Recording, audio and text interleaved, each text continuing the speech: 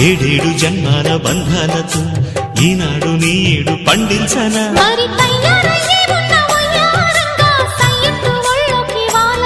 చూసుకొచ్చానమ్మా చూడు ఉత్సాహంగా చిన్నారి వన్నెల్ని ఏలంగా ప్రతిక్షణం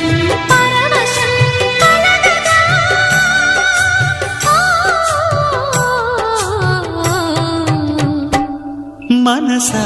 పలకవే మధుమాసపు కోయిలవై చెలివే తెలుపవే చిగురాశల గీతికవై